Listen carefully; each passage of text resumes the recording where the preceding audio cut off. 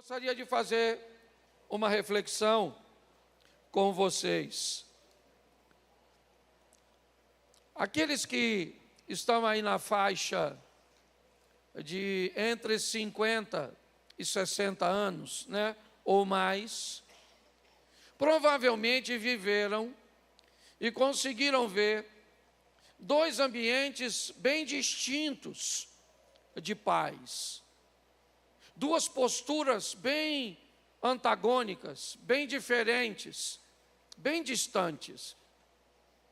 Os mais antigos viam com frequência pais extremamente rudes, às vezes até mesmo violentos, que usavam um rigor na força para corrigir seus filhos, e muitos tiveram membros de seu corpo quebrado pelo rigor de seus pais. Muitos tiveram que parar em postos de saúde, hospitais, por agressões por pais que, por não entender o comportamento de seus filhos, usavam uma agressividade excessiva. Talvez você lembre de alguns amigos seus que sofriam, certo, de episódios como esse. Nós também tivemos, ou estamos tendo hoje, a outra ponta dessa corda, pais omissos, que não usam basicamente força nenhuma e que permitem que seus filhos muitas vezes tenham o controle de coisas cujas quais eles não deveriam ter. E nós que estamos no meio disso tudo, não concordamos nem com aquilo que passou, com aquela violência extrema, certo? Que o rigor inevitavelmente corrigiu muita gente, mas também estragou e prejudicou e traumatizou tantas pessoas. Mas você via muito mais respeito, muito mais obediência no rigor excessivo, ainda que não concordemos com isso. Mas hoje vemos o excesso de liberdade, fazendo com que algumas crianças, mesmo que pequenas, sejam vistas no ambiente de adulto de uma forma bem ruim. Tem crianças que, em ambiente coletivo, se comportam de uma forma tão desagradável que boa parte dos adultos não gostariam que elas estivessem presentes, porque não conseguem entender teor de barulho, não conseguem entender que o protocolo daquele ambiente não permite tanta movimentação. E alguns pais fingem que não estão vendo, e tem muitos filhos que os pais não devem ou não querem educar, que na verdade quem não deve ou não quer ou não pretende educar seus filhos, já que para que eles não reconheçam a diferença entre o ambiente de casa e o ambiente coletivo, talvez nem sequer deveria levá-los. Você vai fazer algumas viagens, por exemplo, alguns resorts no Caribe, por exemplo. Dentro do resort tem, às vezes, 20, 30 restaurantes. E 15 restaurantes, eles são a réplica dos outros 15. A diferença é que um grupo de restaurante permite a família entrar com crianças, e os outros 15 não permitem que crianças entrem. É o mesmo modelo, o mesmo restaurante, mas foi a forma que eles utilizaram para proteger os seus clientes desse tipo de comportamento. Eu só estou expondo isso porque nós vivenciamos de uma forma muito clara isso. Mas hoje eu quero mostrar a vocês algumas posturas e posicionamentos de Deus como Pai, que, apesar dele ser Deus,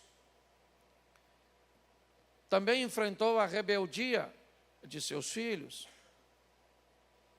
Ele foi o pai direto do Adão e da Eva, e nem por isso não viu a rebeldia e o posicionamento de seus filhos. Mas a maneira cuja qual Deus agiu, eu acredito que vale a pena nós darmos uma olhada um pouco mais de perto. Gênesis capítulo 1, verso 26, diz assim: também disse Deus, façamos o homem à nossa imagem, conforme a nossa semelhança. Tenha ele domínio sobre os peixes do mar, sobre as aves do céu, sobre os animais domésticos, sobre toda a terra e sobre todos os répteis que rastejam pela terra. Feche os seus olhos. Senhor nosso Deus e Pai, em nome de Jesus, eis aqui a Tua palavra. Usa-me como um canal de bênção nesta hora, pelo poder do nome de Jesus. Amém. Glória a Deus. Amém. Isso. Eu quero ressaltar neste versículo a paternidade de Deus, colocando em seus filhos coisas que os tornam semelhante a Ele. Façamos o homem, ou seja, vamos fazer nossos filhos, é o que esse texto está dizendo, e esses filhos serão a nossa semelhança.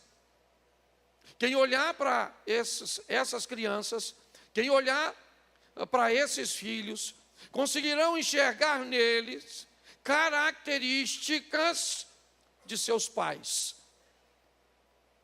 Isso é algo que põe sobre um pai um nível altíssimo de responsabilidade. A proposta é, onde quer que essa criança ande, onde quer que esse adolescente, que esse jovem, que esse adulto, seja ele um homem, seja ele uma mulher, um menino ou uma menina, e ele vai carregar as características de seu pai. Nós vamos colocar nele a nossa imagem, vamos colocar nele, imprimir nele a nossa semelhança. É isso. Isso vai requerer um alto nível de responsabilidade, de dedicação e de cuidado. Talvez por isso, a Bíblia diz, ensina a criança, o menino, o caminho que ele deve andar. Filhos vão precisar de matrizes. O que é uma matriz? É aquilo que chega primeiro. É aquilo que, tudo que vier depois, terá a matriz como um ambiente de comparação, de avaliação. É assim que funciona. Você pega uma forma, o que ela é? Uma matriz. E tudo que você colocar naquela forma, vai sair naquele formato.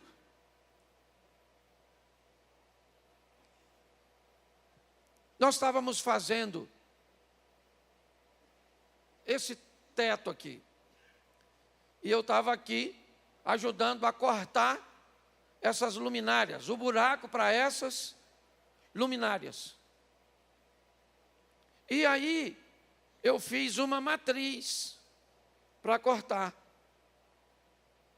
Mas quando eu cortei a segunda, a terceira, a quarta ou a quinta, eu troquei. Ao invés de usar aquela primeira, eu usei a outra que eu tinha cortado. Ela não tinha sido, ela não era mais a matriz. E quando eu fiz isso, eu acho que eu perdi quase umas 10 placas dessa. O buraco parecia o mesmo, mas à medida que eu fui cortando, inevitavelmente, certo? Alguns milímetros foram passando, e aí as luminárias não cabiam mais nos buracos, e eu tive que jogar as peças fora. O que a Bíblia está nos dizendo é que nós temos um período para imprimir nos nossos filhos matrizes sobre aquilo que nós consideramos relevantes e importantes. Porque sabemos que não vamos poder estar com eles o tempo inteiro. Sabemos que ele vai precisar viver uma vida fora da minha presença. Que ele receberá a influência de vocabulários, de pensamentos, de exemplos na escola, na rua, na televisão, em diversos lugares. E tudo que ele enxergar, ele vai comparar com a primeira informação que ele recebeu. Tudo que ele olhar vai ser colocado sobre a matriz. Então tem algumas coisas que são importantíssimas e inegociáveis para nós. Qual é a matriz que o nosso filho vai levar de casa sobre fé? Não dê nenhuma a ele. Não dê. Deixe ele escolher a matriz sobre fé. Não dê nenhuma informação a ele ou matriz sobre sexualidade. Não dê. Não dê nenhuma matriz para ele sobre respeito ao próximo. Mande seu filho para a escola limpo, vazio. E observe depois com que tipo de comportamento ele volta para casa. E tente agora ensinar o que você acredita sobre aquele assunto. Tente. Comece a dizer para ele não olhar ou não usar aquele vocabulário. Diga para ele não se comportar daquele jeito. Tente.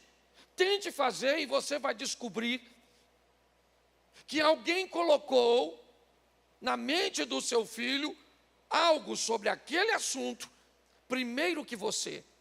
E agora tudo que você ensina sobre aquele tema, sobre aquela pauta, aquela criança coloca sobre o que a escola, um amigo, a internet, um influencer, certo? Colocou no teu filho e você vai ver o quão desafiador. Você vai começar a notar que teu filho tem características, ele tem comportamentos, que alguém vai dizer assim, pô, nem parece filho do Abner. Pô, quem é teu pai, garoto? Pô, teu pai é fulano? Pô, tá de brincadeira. Pô, eu não acredito que você é filho de ciclano, porque você em nada se parece com ele. Então, inevitavelmente, a responsabilidade de um pai, e hoje eu vou falar só para pai mesmo, é pôr em seus filhos características dele. É as pessoas olharem para os filhos, certo? E dizer, pô, esse cara aí é filho de fulano. De quem você é filho, garoto? É filho de fulano, então pode vender para ele. Eu tive inúmeros pais. Dentre eles, meu irmão mais velho, Adelson, falecido. O dia que eu fui alugar aquele terreno que era o terreno do estacionamento da igreja. Seu bem-vindo, saudoso, bem-vindo. Certo? Eu cheguei lá, o pessoal da Fortel aqui tinha mudado, e eu perguntei se eles me cederiam o espaço lá, que eles colocavam o material bruto, e ele me disse, ó, lá eu não posso te garantir porque não é meu. O senhor tem que ir lá conversar com o seu bem-vindo. E lá fui eu conversar com o seu bem-vindo. E ele era de uma geração, certo? Ele me perguntou assim: meu filho, você é filho de quem? E eu disse: eu sou filho do Zico. E ele me fez a seguinte pergunta: você é irmão do Adelso? E eu falei: isso mesmo, eu sou irmão do Adelso. E ele me disse: se você é irmão dele, você deve ser gente boa, porque ele é um cara extraordinário. Aperta minha mão, o espaço é seu. Então as pessoas avaliavam, certo? E viam nos filhos as características dos seus pais. Deus faz isso quando diz: façamos, mas façamos a nossa imagem, façamos a nossa semelhança. Então é importante que o seu filho se assemelhe a você, pai. Agora, como é que nós vamos fazer isso? Então preste atenção, capítulo 3, verso 8. Quando ouviram a voz do Senhor Deus, que andava no jardim pela viração do dia, então preste atenção. Alguns defendem a ideia de que na viração dos dias Deus vinha conversar com Adão e com Eva. A comunicação do dia a dia, o relacionamento próximo, criaria um idioma nativo, criaria valores que seriam impressos nas crianças pelo seu pai. O diálogo, o vocabulário dito dentro daquela casa. Aquela casa, na comunicação, ia entrar pautas como respeito ao próximo, dignidade ao trabalho, fé em Deus e tantas outras coisas. Mas ela entrava por uma comunicação que nem sempre era verbal. Porque, diga-se de passagem, os pais mais antigos conversavam pouco com seus filhos. Não é assim que funciona? Pouquíssimos pais mais antigos, eles tinham um poder muito intenso de comunicação. Mas o exemplo, a conduta, a forma, se ultrapassasse os limites, certo? Os filhos, eles teriam problemas para conviver naquele lar. Porque ele aprendia um idioma e um estilo de vida nativo. Era dele, daquele lar. E aí ele ia para a escola, e na escola ele escutava um outro idioma. Aí ele ia brincar com os amigos ele aprendia outras brincadeiras, outras formas. Mas quando ele voltava para casa, ele sabia que o idioma de casa era o que prevalecia. Nós não podíamos nos isentarmos, ou estarmos isentos dos relacionamentos. Mas aquela comunicação que recebíamos, pouquíssimas vezes verbal, principalmente dos pais, mas que muitas vezes as mães, como porta-voz dos pais, faziam chegar até nós. Isso fez que nós chegássemos até aqui. Somos os remanescentes dessa história, certo? Onde os exemplos de casa, onde o comportamento de casa não era perfeito. Como eu disse, muitos tiveram que conviver com a extremidade dos pais mais rude. Mas hoje, principalmente nós, às vezes queremos falar demais com os nossos filhos. Queremos muita conversinha com criança que não tem que ter conversa. Entende? Ah, pastor, o mundo é outro. O mundo é outro? A Bíblia diz que toda criança nasce doida. E que tem que apanhar para melhorar. Pastor, onde é que está isso? Na palavra sagrada do Deus Todo-Poderoso. Que texto é esse? Provérbio. O que está escrito lá? A vara da disciplina tira a loucura do coração da criança. Se a vara da disciplina tira a loucura do coração da criança, a criança doida bate nela que ela fica boa. Olha o que aconteceu com você. Por que você tomou tino? Quem aqui apanhou, levanta a mão. É isso aí, louvado seja o chinelo. Tá certo? Então preste atenção, uma comunicação boa. É muita coisa, eu vou ter que passar com mais clareza no segundo culto. Vamos lá. Terceira coisa, Gênesis 2:9. Isso. 2:9. Do solo fez o Senhor Deus brotar toda sorte de agradáveis à vista e boas para... Deixa eu falar uma coisa para você. Se você quer ter filho, arrumar uma família, homem, tem homem aí, levanta a mão, a turma que tem certeza. Isso, tem gente que só levantou depois que eu perguntei. Escute só. Seus filhos vão precisar de recursos. Esse é um texto que nos mostra isso. As árvores, elas trouxeram bênçãos, trouxeram dificuldade, elas foram capazes de esconder um desobediente, elas foram capazes de alimentar o obediente e o desobediente, tá certo? A árvore foi um instrumento, e já já nós vamos usar um outro exemplo aqui, mas preste atenção. Deus coloca as árvores e diz que elas seriam boas para alimento, provisão. É muito importante isso. Todas as vezes que uma criança não tem a provisão suficiente para atender uma demanda que foi bem exposta verbalmente numa comunicação satisfatória, essa criança pode acabar caminhando para um ambiente bem oposto, ou bem oposto. Eu conheço pessoas que cuidam muito bem da espiritualidade de seus filhos e netos.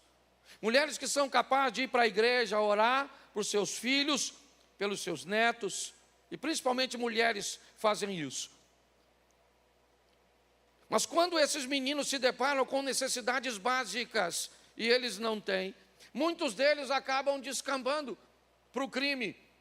É muito comum você encontrar isso no ambiente de comunidades, onde muitas vezes uma menina de 20 anos, 22 anos, já é mãe de um garoto de 10 e já é viúva. Um menino que cresce sem pai, sem referência, ele não tem um chinelo, ele não tem um short, ele não tem nada. É muito importante um pai, um homem entender. E também já vivemos essa extremidade.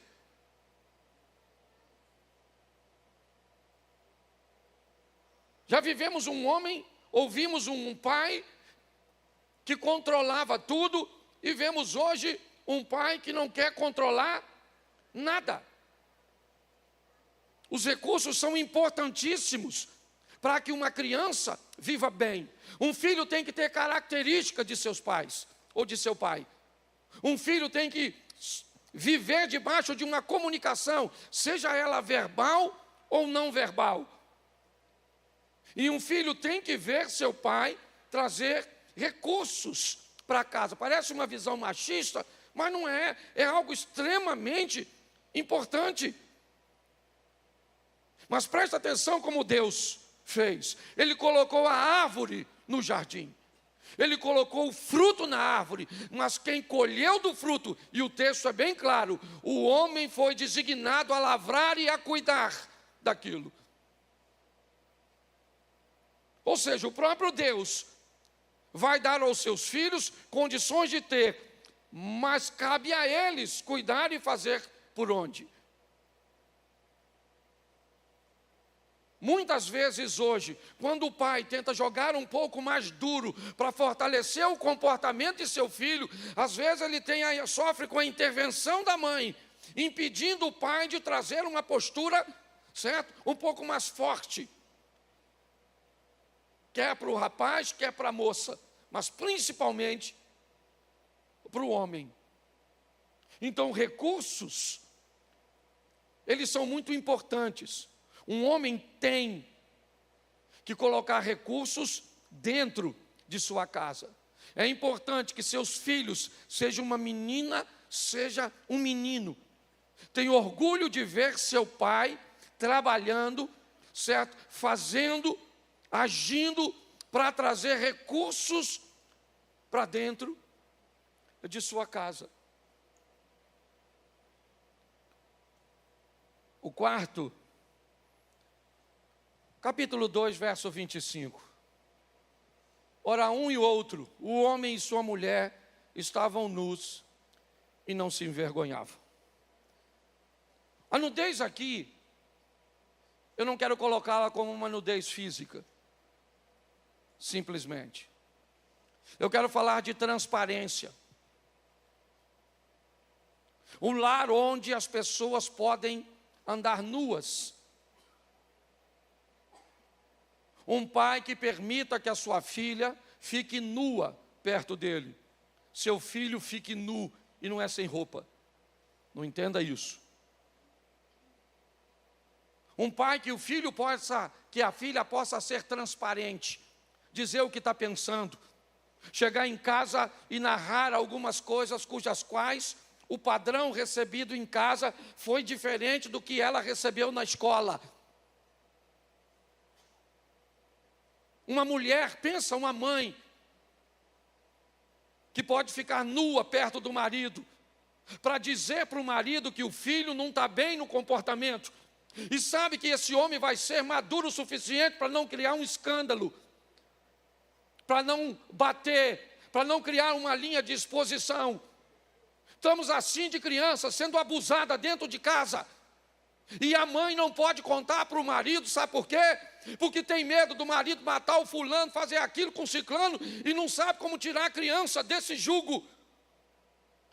Porque falta sabedoria nos homens. E lares que não podem ter transparência, porque homens não sabem lidar com seus comportamentos, com seus temperamentos. Enquanto Eva estava nua diante de Adão, o que tinha naquele lugar era um paraíso. Porque pessoas que podem andar nuas, serem quem são de verdade, maridos que podem ficar nu para sua esposa e dizer para elas coisas extremamente desafiadoras, difíceis e íntimas, esse casamento será melhor. Agora, preste atenção. Pensa assim, você está lá no seu trabalho, aí tem aquela mulher gostosona, de olho em tu. Pensa, aquela cavala, daquela dona, de olho em você, fazendo assim, de olho em tu. Você vai gostar? Não, lógico. Deixa que eu respondo, que sua esposa está aí. Eu queria perguntar, qual de vocês, homem, que se acontecer isso no trabalho, uma mulher que ficar insinuando para você, dando em cima de você, você chegaria em casa e falaria assim para sua esposa: amor, chega aí. Primeira coisa que eu quero te falar é que eu te amo. Não, eu te amo, você é a mulher da minha vida, sabe? Eu me casaria com você quantas vezes fosse necessário. Agora eu vou falar um negócio para você. Tem uma peste de uma mulher no trabalho. Não é uma mulher, é a mulher. Pensa numa mulher. Quero nem pensar. E pior, ela está querendo ela está falando, vem neném. E eu vou falar para você, pior, eu tô gostando. Então, agora, eu te amo, hein? Te amo, eu vou ajoelhar aqui. Você vai botar a mão na minha cabeça. Vai repreender tudo que você quiser de mim. Vai pedir ao Todo-Poderoso para mandar ela para ser mandada embora, que eu não posso perder, então tira aquele troço do meu caminho. Qual homem falaria isso? Levanta a mão e morra. Você falaria? Sim ou não? Claro que não. Qual é a mulher que, se lá no seu trabalho tiver um homem que sente seu cheiro, nota sua presença, e seu marido nem nariz tem mais, esse miserável, é na verdade. Faz elogio para a senhora, que é sentado lá da senhora no refeitório na hora do almoço. Seu marido pega o prato e some para a televisão. E aí esse cara começa a dar em cima da senhora. A senhora falaria: meu amor, chega aí. Vou falar um negócio com você, eu te amo mesmo, viu? Mas lá no trabalho tem um homem, estou falando um homem. Não é igual você não, é um homem mesmo, é um troço assim. Eu não estou brincando não, estou falando a verdade. Tá certo? De postura, um cara. E está querendo eu. E eu também estou quase querendo ele. Teria esse tipo de comunicação? Qual é o menino que vai para a escola e volta muitas vezes sentindo desejos que não estão conectados com sua fé, com o ambiente de sua casa, e tem coragem de chamar seu pai e falar: pai, eu estou olhando para outro menininho e estou tendo desejo. Você acha que seu filho vai falar isso com você?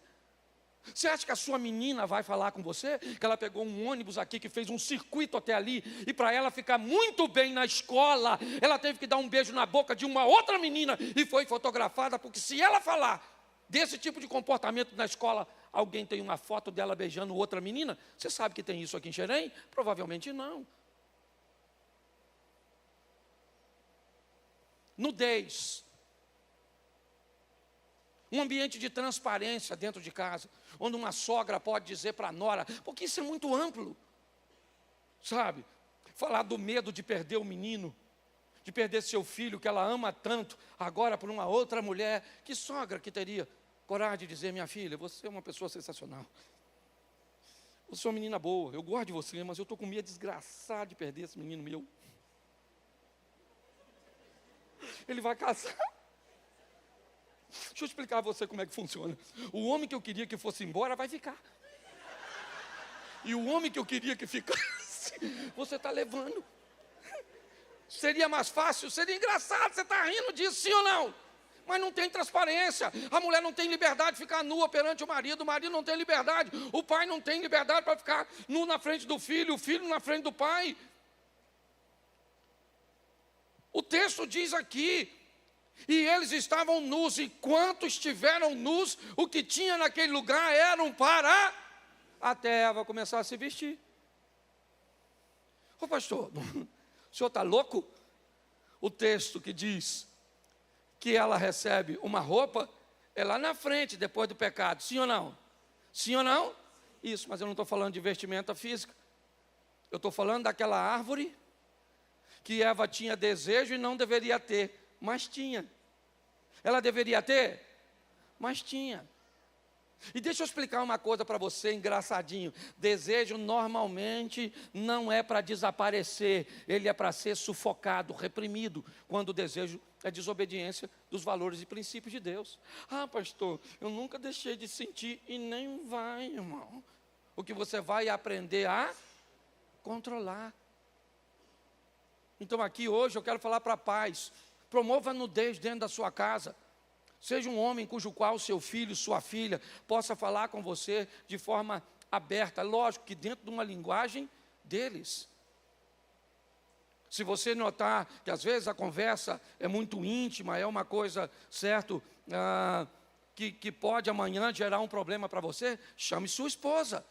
Vai conversar com sua filha sobre determinadas coisas, ela quer se abrir, tem uma conversa em particular com a sua esposa, diz: olha, fulano está querendo conversar comigo, mas é uma conversa tão íntima que eu preciso que estejam nós dois, tá bom? Então qualquer coisa que nós ouvimos, nós vamos depois debatermos, mas na presença dela, nós vamos tratar de forma, certo, extremamente amigável, para continuarmos com a nudez, com a transparência. Mas hoje muitos homens, certo, não podem ouvir nada. Muitos pais que se ouvirem qualquer coisa, certo? Qualquer coisa. Então as mulheres têm que se esconder. Ok? Porque se comprar alguma coisa, ok? Vai levar uma disciplina boa. Então o que a mulher faz? Acha 20 na calça. Vamos esconder, se ele não notar. nós surrupia os 20. E quando o cara bebe, aí é mole, né? Se o cara chapou, mete a mão, põe tudo, cadê o dinheiro? Que dinheiro? A cachaça levou. Não, se você já bebeu, já dormiu com 100 e acordou negativo. Não, você sabe o que eu estou falando, cachaceiro. Tá certo? Ok? Nudez, transpa. Então seja um pai que seu filho possa ficar nu perante você, falando, certo? De forma clara e transparente. Vamos lá para o ponto 5, Gênesis 2, 17. Mas da árvore do conhecimento do bem e do mal, não, porque no dia em que dela comerdes, certamente morrerás. Presta atenção, porque se o pai não colocar limites, esse negócio não vai terminar bem. O que era a árvore? Era o limite. Até onde o homem poderia ir. Até onde o filho poderia ir. Mas pastor, o senhor não acha que aquela árvore não deveria estar lá? Eu acho que deveria. Porque a única forma de você saber se alguém é obediente ou te ama de verdade é dar a ela liberdade. É assim que funciona. Quer saber se o passarinho gosta de você de verdade? Abra a porta da gaiola. E se ele permanecer mesmo com a porta aberta, o passarinho realmente gosta de você. Porque a única forma, certo, de saber se um filho é obediente de verdade, eu costumo dizer o seguinte: quando eu estou perto de você, você sabe quem eu sou. Quando eu estou longe de você, eu descubro quem você é. É assim que funciona. Quando eu estou perto de você, você vai olhar e vai saber quem eu sou. Você vai lidar com as minhas coisas boas, minhas virtudes, vai lidar com os meus defeitos. Mas o dia que eu sair de perto e você começa a se relacionar com outras pessoas, quando eu voltar, eu vou descobrir quem você é. É assim que funciona. A árvore do conhecimento era um limite. E um limite que não poderia ser ultrapassado. Porque o pai disse: no dia em que dela comerdes, certamente morrerás. Se nós somos o que somos hoje, somos por causa dos limites impostos pelos nossos educadores. Boa parte do que somos hoje foram impressos em nós por nossos professores. Quem teve uma professora brava aqui, levanta a mão. É isso aí. Outra coisa que nos trouxeram até onde estamos, vizinho dedo duro, quem tinha? Isso aí. É ou não é?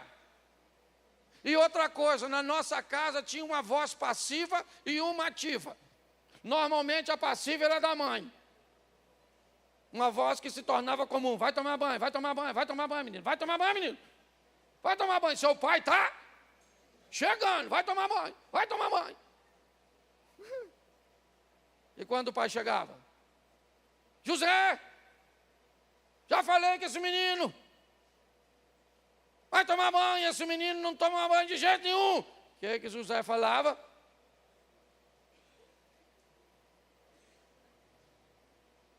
Vai tomar banho, garoto. O garoto já estava no chuveiro. Você lembra disso? Você lembra? Sabe por quê? Porque gente, entenda bem, a Bíblia sabe o que fala. Tem que bater nas crianças. Pastor, o senhor é louco? Tem que bater aqui. Ah, não tem que conversar uma ova, ninguém conversou comigo. Esse dia eu falei para meu filho: eu vou bater em você. Ele falou: não fiz nada. Eu falei: eu não quero justiça, eu quero vingança. Você está entendendo?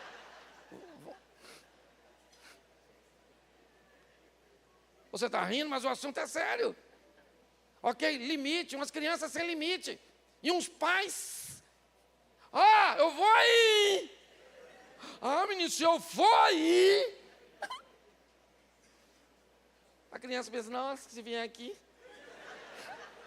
Vem aqui vai fazer o quê? Eu ligo para o conselho tutelar, ela vai presa. Se prender seu filho, menino, antes dele chegar lá, já voltam para devolver. Toma. Tiramos toda a denúncia. Ninguém quer essas garotas assim, não. Você está rindo, mas o assunto é sério. Então, tinha limite, tinha ou não tinha? Tinha.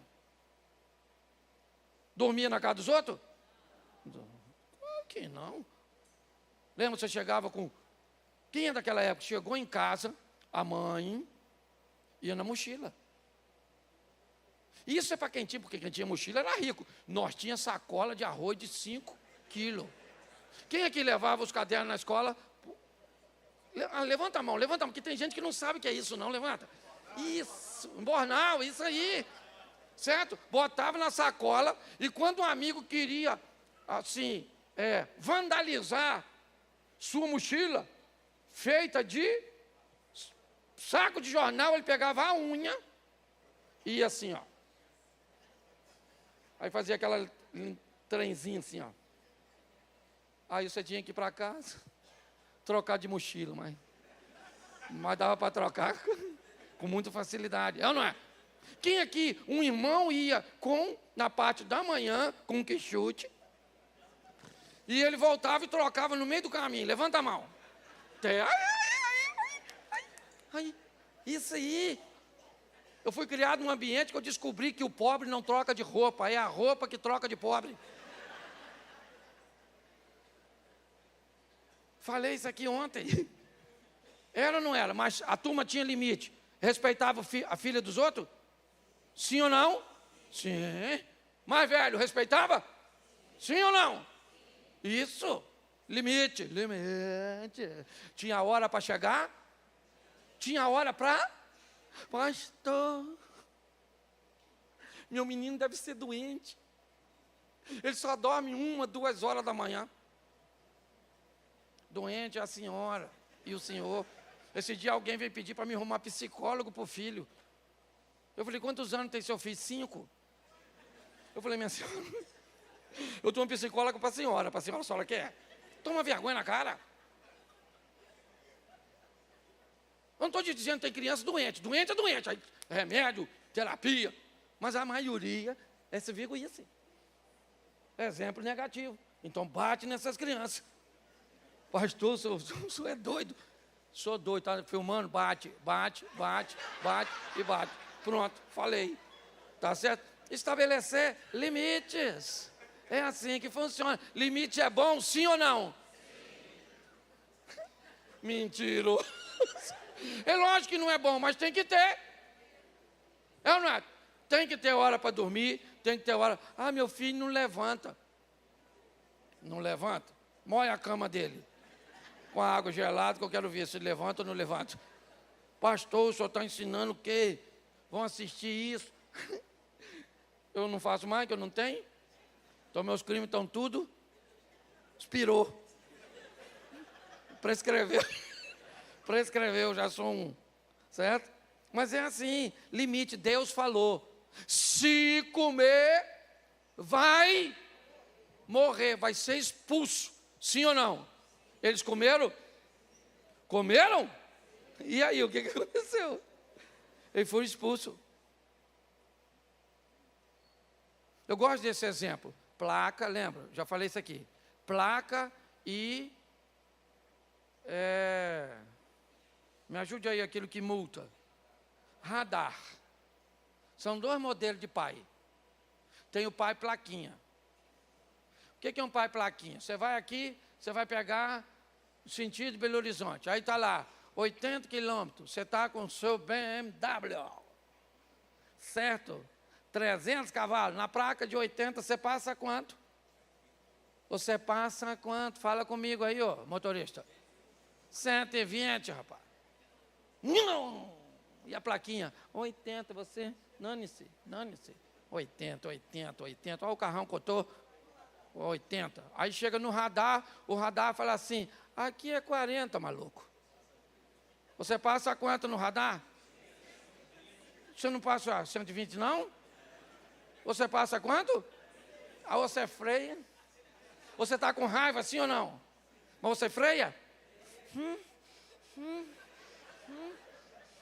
Aí passa o radar, o que é que você faz? Aí quem aparece? A plaquinha, você faz o quê? Outra plaquinha, outra plaquinha, Aí vem o radar, Aí outra plaquinha. Parece ser Fórmula 1, sim ou não? Você obedece a placa? Você obedece quem? Por que você não obedece a placa? Porque ela não te pune. Eu não estou falando de violência, gente, estou falando de disciplina. Entendeu?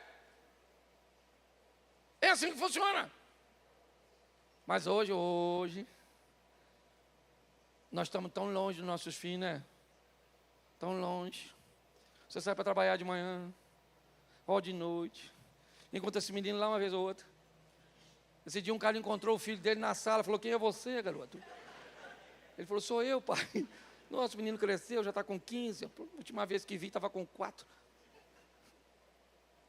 Aí você está tão longe, que quando você está perto, você fica sem jeito de corrigir. Já fico tão longe dessa criança que todas as vezes que eu estou pertinho, no final de semana, eu tenho que estar falando, para, sai daí, faz isso, tem que falar.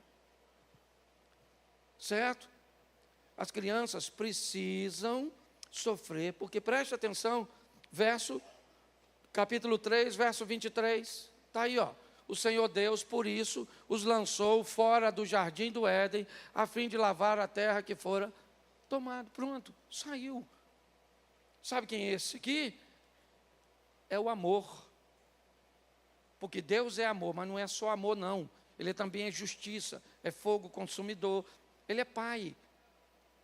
Você acha que Deus estava feliz e satisfeito quando fez isso? Não. Mas pastor, por que é que eles escolheram? Porque filho tem que ter direito de escolha. O que pai tem que ter é a sensação de dever cumprido. Assim como o filho também. Eu vejo esse cara aqui, esse cara é um exemplo para mim nisso. Sabe, como filho. Porque o dia que a mãe desse cara partir, ele sabe que não falta muito tempo para ela partir. Provavelmente ele é um dos únicos filhos que vai chorar muito pela saudade, mas não por não ter feito o que deveria fazer. É assim que funciona.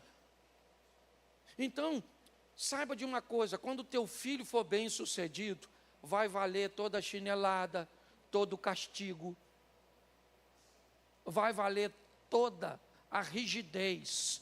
Agora, se ele fracassar, você pode ter certeza, certo? Que a liberdade que você deu para ele não vai ter sido nada. Deus colocou o homem para fora, é verdade. Ele seguiu basicamente um cronograma aqui. Fiz a minha semelhança, certo? A minha imagem. Conversei com ele e imprimi nele um idioma nativo, sabendo que ele ia lidar lá fora com outros comportamentos, mas esse deveria prevalecer.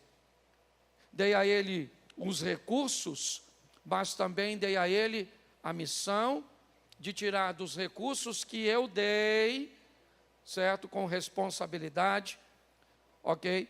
Para que ele tivesse uma vida própria.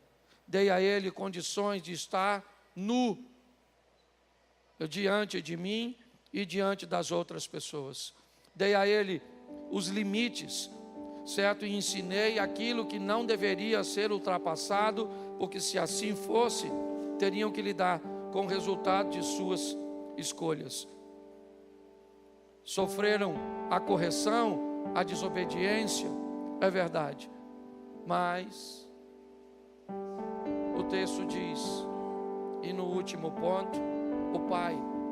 E vamos agora pular lá para Lucas 15, que o pai da parábola também é Deus, oferece ao filho a oportunidade da ficha cair e ele desejar voltar para casa.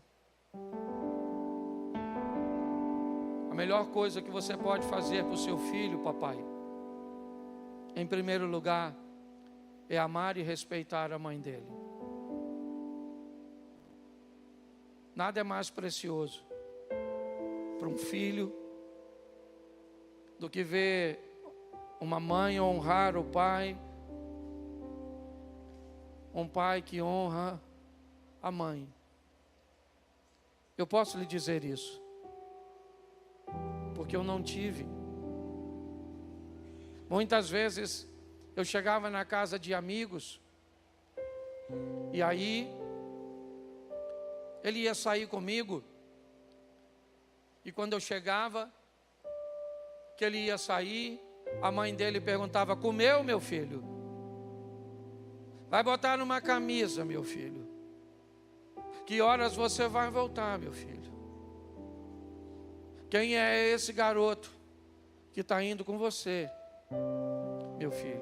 Se você não voltar tal hora, filho, eu vou atrás de você. Se você não me obedecer quando seu pai chegar, eu vou contar para ele. Pois é. Vai escovar o dente, menino. Olha, para sair tem que comer primeiro. Eu não tive nada disso.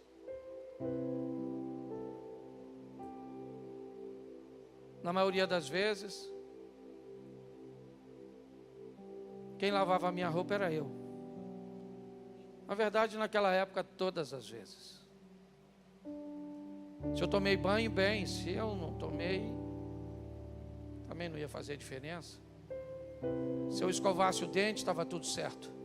Se não escovasse, também não tinha ninguém para supervisionar. Eu não tive. O que eu tive foi a misericórdia de Deus. Cadê Marli? Está aí? Está aqui, se tiver, faz assim. Ela me entregou algo aqui. Porque Marli foi criada junto comigo. E no começo, ela veio aqui, me entregou algo. Eu achei que ia ficar no culto. Talvez você não valorize, porque você tenha. Eu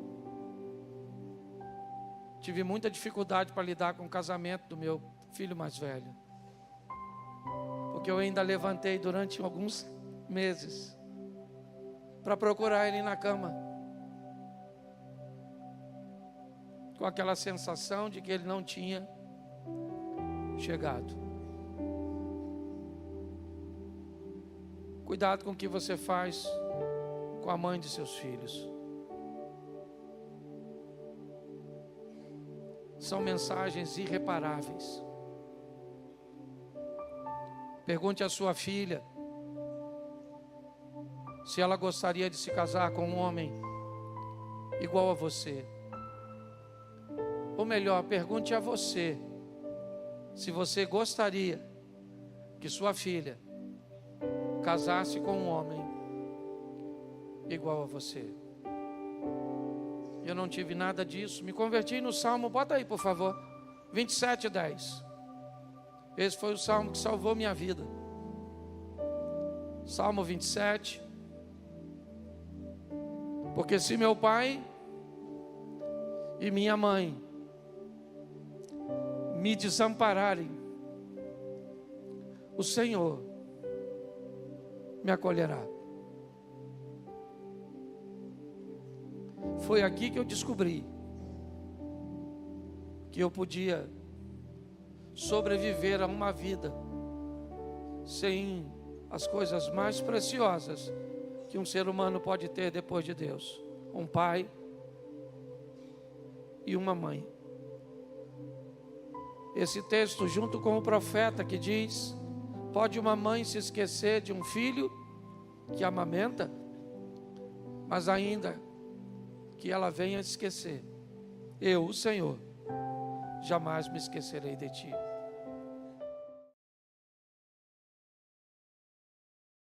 por que Jesus foi bem sucedido. A primeira foi por causa do reconhecimento que ele tinha sobre autoridade, sobre hierarquia. A segunda era pelo conhecimento sobre o que ele desejava realizar. A terceira era o reconhecimento da missão. E quarto, era por causa das escolhas das pessoas certas. E pautado nisso, eu vou mostrar isso para você em etapas, rapidinho. Eu preciso que você entenda hoje que você pode sair daqui e dar uma volta de 180 graus na sua vida, no seu casamento, nas suas finanças. Hoje, eu ando sentindo algumas dores, alguns desconfortos. Chegou a época de fazer uma outra bateria de exames de intestino e de estômago. E todas as vezes que a gente chega perto disso, você sente uma dorzinha. E eu comecei a falar com Deus. E hoje eu falei: Senhor, tantas vezes nós pedimos para que o Senhor nos cure. Mas aí eu fico pensando, Ele vai nos curar para quê? Para a gente negligenciar de novo? Ou será que está na hora de recebermos uma cura para cuidarmos da nossa saúde? Porque como o Eliezer falou aqui, de uma forma muito legal, nós muitas vezes estamos correndo atrás de uma situação emergencial. Eu quero algo que resolva o meu problema momentâneo, e não é isso. Nós precisamos introduzir Deus na nossa vida para que possamos viver uma vida extraordinária. Então Jesus viveu isso primeiro, desde cedo. Ele tinha algo muito peculiar: o reconhecimento das autoridades que estavam sobre ele. Então eu vou te mostrar alguns textos para ratificar isso. Coloca para mim, por favor, Lucas capítulo 2, verso de número 51. Preste atenção. E desceu com eles, e foi para Nazaré, e era-lhes sujeito, e sua mãe guardava no coração todas essas coisas. Preste atenção.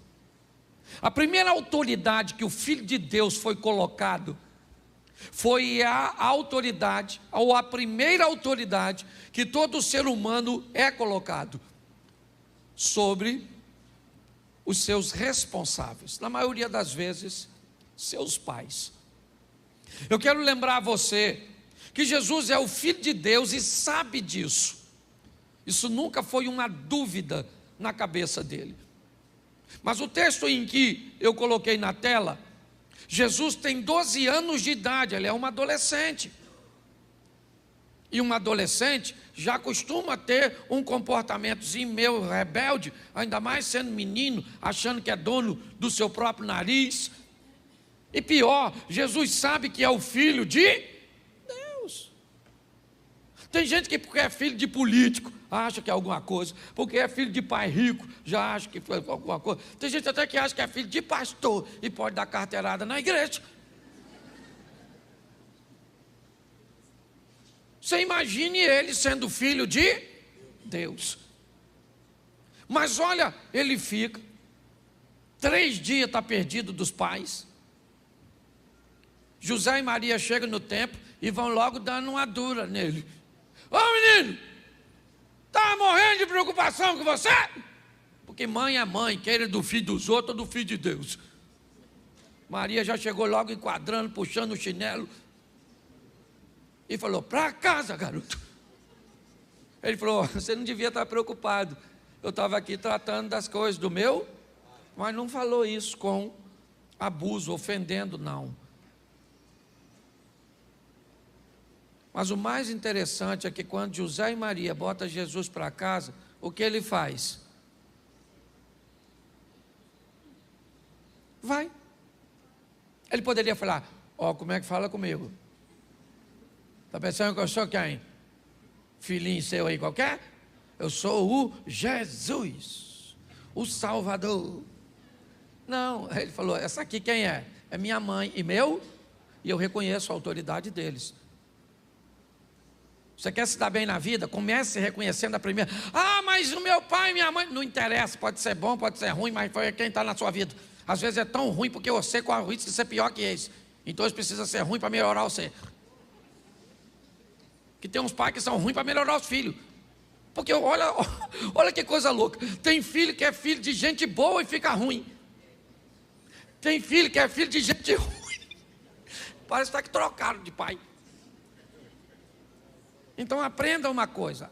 Aprenda a reconhecer a autoridade dos seus pais. Ou de quem te criou. Não interessa onde você foi criado. Eu sou da época que os mais velhos tinham que ter autoridade. Isso aí. O mais velho falou, não interessa se está certo ou está errado. Nunca perdi nada com isso. Sempre ganhei. Sou da época que o vizinho tomava conta da gente. Se o vizinho visse a gente falando besteira, o que o vizinho falava? Vou falar com o seu? Nossa! Fala não, fala não. Fala não, não vou fazer mais não. Sim ou não? E era uma época extraordinária. Hoje a turma não gosta de reconhecer a autoridade de pai. Ah, não sei se meu pai merece honra. Não interessa se honra ou se não honra. Meu pai foi, hoje eu falo mal dele porque já foi para o céu. Quando estava vivo, sentava aqui na frente. E eu falava, melhor pai do mundo. Estava mentindo não, é pela fé. Certo? Mas minha mãe está lá. Eu honro e pronto. E acabou. Não tem desse negócio não. Então, gosto de Jesus, 12 anos de idade, o José e a Maria botaram ele para casa. E eles foram. Seu pai mandou você desligar a televisão, você não liga, desliga. Manda jogar o lixo fora, não joga. Diz que vai fazer depois. Depois de quê? O que você está fazendo? Você pede um filho para fazer? Vai ali, depois. Depois de quê? O que você faz para ser depois? Depois do quê? Que Jesus voltar? Você pensa que para por aí? Não para não. Esse para mim é um negócio extraordinário. Coloca para mim Mateus 3,15. Preste atenção nesse texto. Talvez isso mostre para você porque Jesus, porém, respondendo, disse-lhe: deixa por agora, porque assim nos convém cumprir toda a justiça. Então ele o permitiu. Jesus está chegando no Jordão para ser batizado por João Batista. Quando João Batista vê Jesus, João se nega a realizar o batismo. João diz para Jesus: não pode, não, tem alguma coisa de errada. Você que deveria me batizar, e você vem a mim para que eu te batize. Mas Jesus sabia quem João era: voz do que clama no deserto, preparai o caminho. Jesus sabia que ali naquele momento João tinha uma autoridade maior do que ele, e que para Jesus assumir a autoridade que tinha, precisava entender e respeitar a autoridade de João. Primeiro, ele vai bem na vida porque reconhece a autoridade, a hierarquia de seus pais. Agora, ele reconhece a autoridade de João como um sacerdote, como alguém que veio preparar o caminho.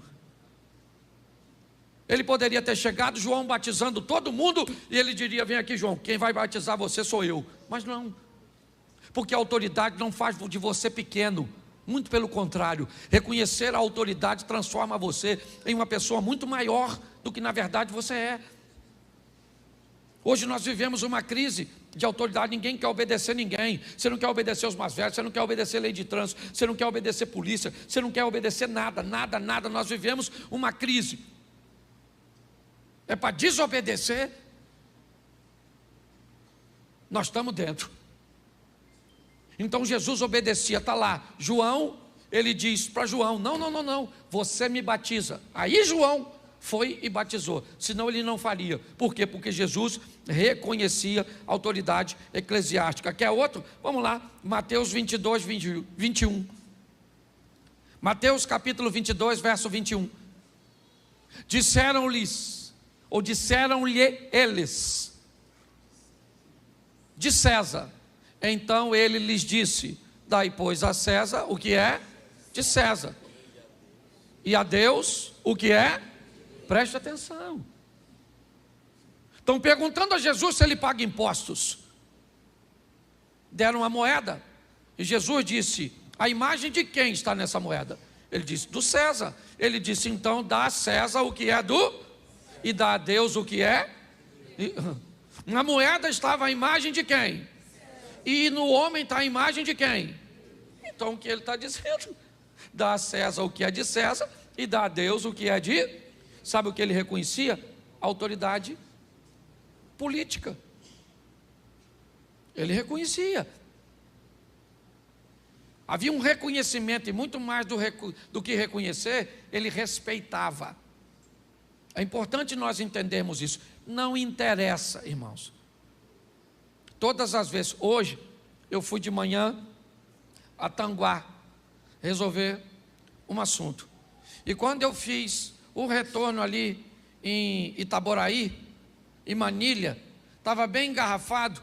E aí do meu lado esquerdo, já no acostamento, mas do lado esquerdo, começou um montão de gente me cortar. E eu comecei a olhar, 1, 2, e lá na frente, sabe o que eles fazem? Me fecha, ou fecha a linha que eu estou.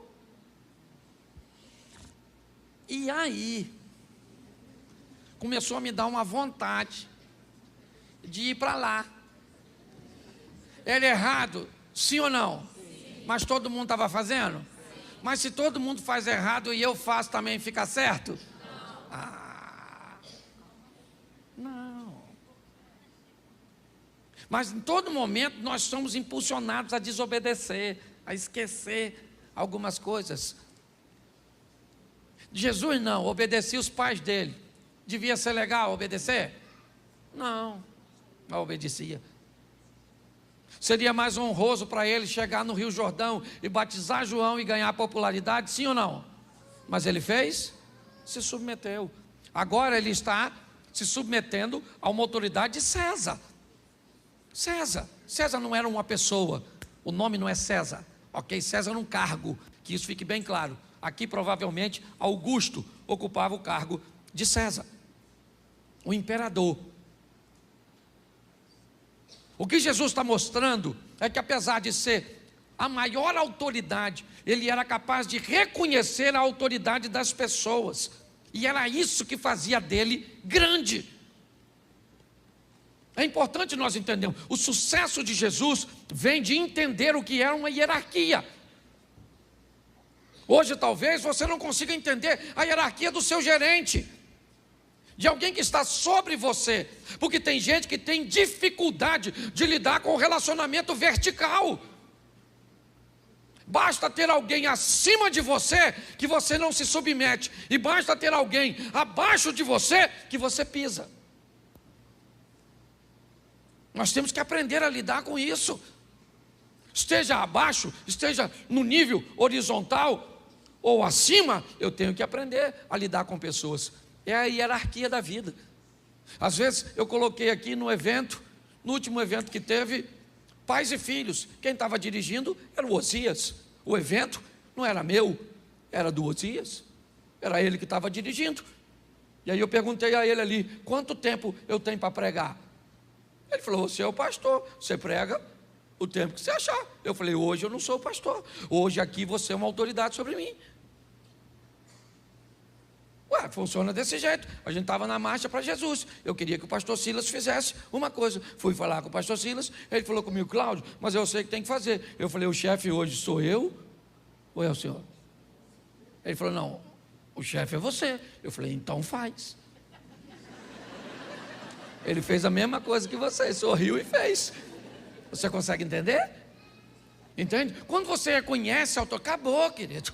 O mundo conspira a seu favor. Pare de querer desonrar. Aprenda.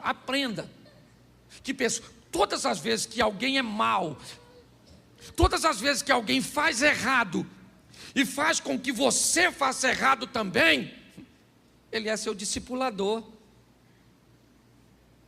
Quando alguém te fere, quando alguém te magoa, Quando alguém é mal com você e faz você se tornar mal, essa pessoa não é seu inimigo, ela é seu mestre. Ela doutrinou você. Ela é tão má que conseguiu fazer com que você ficasse mal. Ela é tão desobediente que conseguiu fazer você desobedecer. Aprenda. Sabe por quê? Porque preste atenção nesse texto agora. Mateus 26, 39. Olha só, começou no pai, foi para a autoridade eclesiástica do João, foi para o governador, para o político, e indo um pouco adiante, prostrou-se sobre o seu rosto, orando e dizendo: meu pai, se é possível, passa de mim este cálice, todavia não seja como eu, mas como tu. Agora ele está sendo fiel à hierarquia de Deus. Note que antes de dizer que é fiel a Deus, ele foi fiel aos seus, foi fiel ao sacerdócio, foi fiel ao sistema. Eu não pago imposto porque não usam mal meu imposto. Está furado. Está furado, querido, está furado. Se você desobedece à lei dos homens para dizer que, se obedecê-las, Deus não é suficientemente poderoso para te fazer prosperar ou para te fazer vencer, troca de religião. A verdade é essa. Cuidado com esse subterfúgio que muitas vezes uma situação corrupta como a nossa tenta nos impulsionar, porque é isso que eu estou dizendo. É isso que está dizendo. Já que os corruptos usam mal o nosso dinheiro, então nós também nos tornamos corruptos. Pare para pensar. Isso é mais sério do que a gente possa imaginar. Então Jesus fazia o que fazia e teve sucesso porque reconhecia as autoridades. Primeiro de seus pais, depois de João Batista, depois de César e depois de Deus. Raquel era uma mulher sonhadora. Ela queria, apesar de ver sempre as coisas acontecendo nas tendas alheias, primeiro na sua rival, sua própria irmã, e agora nas servas, que mesmo sendo escravas, tinham virtudes que ela não tinha. Mas ela continuou com o sonho, buscando levar sempre seu marido para a cama, não mais simplesmente para lhe oferecer prazer, mas para dar para ela algo que desse a ela dignidade, porque era seu sonho. Você acha que muitas vezes ela tinha prazer, que no momento em que aquele homem estava possuindo ela, o que ela estava pensando era o quê? Tomara que eu fique grávida. Não estava preocupado com prazer. Porque quando você quer realizar sonhos, nem sempre dá para fazer as coisas com prazer. Às vezes seus sonhos vão exigir de você muito mais do que prazer. Às vezes você vai ter que abrir mão de descanso, vai ter que abrir mão de muitas coisas para alcançar o que você deseja. Mas quando esse menino nasce, provavelmente uma coisa essa mulher vai fazer: dizer para ele que ele é a realização de um sonho. E talvez por isso ele seja um sonhador. Por isso ele seja o único que sonha. Porque ele é filho de uma sonhadora. Porque ele escuta histórias de sonhadores. Porque ele anda perto de alguém que diz para ele: o impossível pode se tornar, porque Deus fez na minha vida. Ele é resultado de um sonho. Mas tudo bem? Quando ele tem 17 anos, ele começa a sonhar. E não apenas um sonho no sentido figurado, mas literal. Ele começa a sonhar que seus irmãos vão se curvar diante dele. Isso não vai acontecer. Não vai. Ele é o filho mais moço. Ele tem muita gente à frente dele para assumir o governo do clã. Não, essa história é conversa fiada. Ele deve ter comido alguma coisa que não caiu muito bem. Se ele contasse o que ele sonhou, seus irmãos disseram: o que é isso, cara? Quem é que você pensa que é? Você acha que você é melhor do que nós? Ele também não entendeu o que estava acontecendo. Ele sonha novamente. E agora ele sonha com sol, lua e estrelas. 2 astros de governo e 1 de direção. Agora as coisas estão ficando mais claras, talvez não para ele, mas para nós. José vai ser governador de onde? Da casa dele? É o máximo que vai ser. Provavelmente não tem muita preocupação com isso, mas ele está sonhando.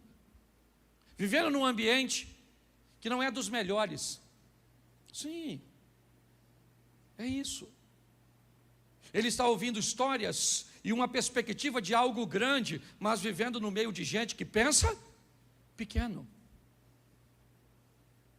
Todas as vezes que você tiver uma perspectiva grande, perto de um ambiente de pequenez, pode ter certeza que vão tentar te abafar, te diminuir.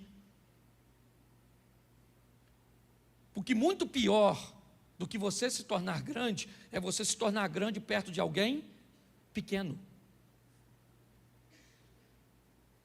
É um grande desafio. Mas o texto diz que ele é o mais novo, sim. E o que ele tem ao redor? Irmãos, o que ele tem ao redor? Pessoas com comportamento ruim. O que ele tem? Modelos estragados, tóxicos. Onde? Ao redor dele. Na vizinhança, na escola, na universidade, no trabalho, na igreja, na família. Se você quer alcançar seus sonhos, aprenda a sobreviver os exemplos ruins perto de você. E você vai tê-los. E eles serão uma boa desculpa para você se tornar um derrotado. Uma derrotada. Eu não venci porque ninguém venceu. Eu não venci porque meu pai não pôde pagar uma escola. Eu não venci porque, eu fiz isso, fiz aquilo outro. Tá bom. Qualquer justificativa que justifique seu fracasso, ele continua sendo fracasso. Você pode ter certeza que perto de você sempre vai ter uma pessoa ruim para te oferecer algo que faça com que o que Deus tem para você não se cumpra. Como essa pessoa aparece? Como a melhor pessoa do mundo. É alguém para te exercer influência. Ela tem que ser descolada, ela tem que ser bonita, ela tem que ser legal, o ambiente tem que ser favorável, porque é para acabar com o seu sonho, é para destruir a vida de um filho de Deus, que é você, que sou eu. Sim, é nesse ambiente. E o texto diz que José, como Noé e como outros, como Elias, se mantém firme num ambiente onde as coisas estão ruins. Porque é isso.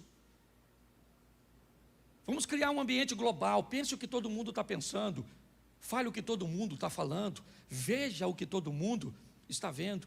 Seja manipulado. E mais legal de tudo isso, seja manipulado por uma estrutura que faz com que você pense que você é capaz de pensar o que deseja, ou fazer o que quer. Mas não.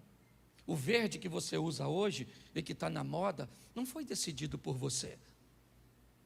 Foi um grupo pequeno que decidiu em salões de moda, em Milão, Paris, Nova York, São Paulo, quando chega a Fashion Week, a semana Fashion da moda.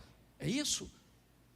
Nós usamos o que os outros querem que use, comemos o que eles querem que comamos, acreditamos no que eles querem que acreditamos. Um grupo pequeno determina.